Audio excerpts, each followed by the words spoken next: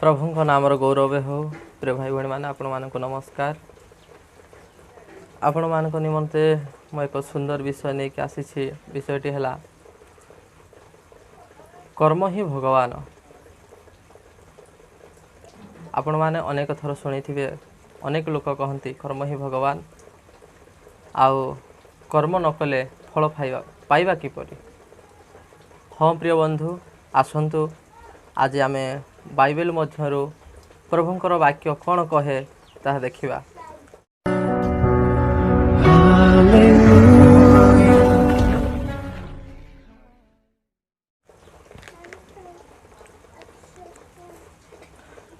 आमे देखिबा जिसाय पुस्तक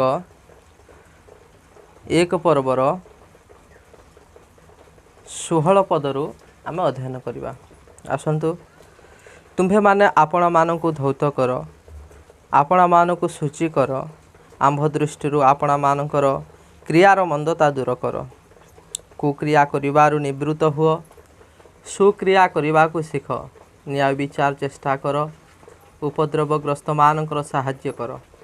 पितृहीन मानकर न्याय विचार कर, विधवा मानक पक्षरे प्रतिवाद कर। सदा प्रभु कहती आस आंभे माने उत्तर प्रति उत्तर करो।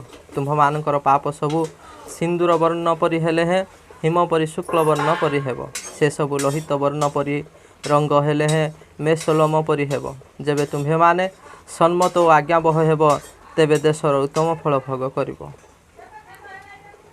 वाक्य प्रभुंकर गौरव हो। आमे जेतेबेले प्रभुंकर वाक्य को देखो, एथिरु आमे दुईटी कर्म देखो। गोटे कर्म हैला कुकर्म, गोटे कर्म हैला सुकर्म। अनेक कहती जे कर्म ही भगवान, आ कर्म न कले फल मिलवा असंभव। तेणुक तुम्हें कर्म कर, आओ फल निश्चिंत पाइब। प्रिय बंधु, आपण चिंता करंतु आमे को कर्म करिबा।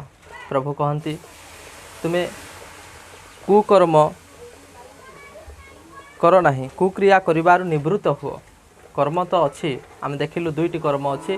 गोटे है कुकर्म, गोटे है सुकर्म।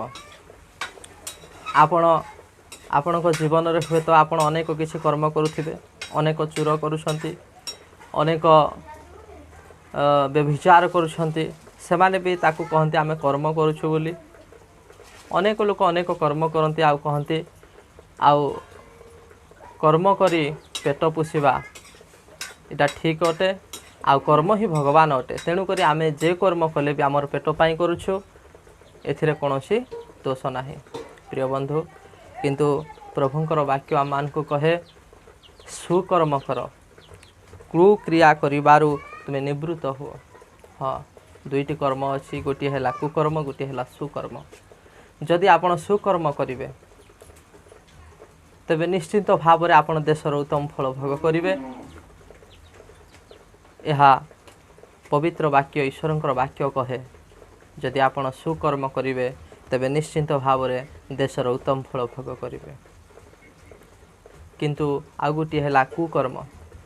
जदि कुकर्म करिवे, आपण अनेक फल तो पाइबे, किंतु उत्तम फल पाई परिबे नाही। तेणु आपण मान विचार करंतु आपण क्यों कर्म करिवे। तेणुक ये छोट वाक्य द्वारा प्रभुंकर गौरव हो। ये वाक्य द्वारा प्रभु आपण को आशीर्वाद करंतु।